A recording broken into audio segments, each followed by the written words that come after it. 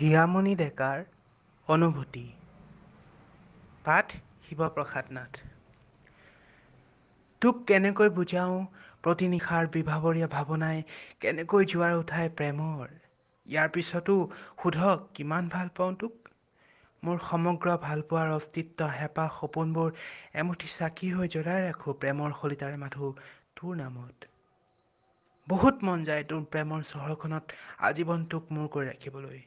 আকাশৰ নীলাবোৰ দেখিলেই মন যায় নীলাবোৰক সাক্ষী কৰি ভালপোৱাবোৰ আমাৰ কৰিবলৈ।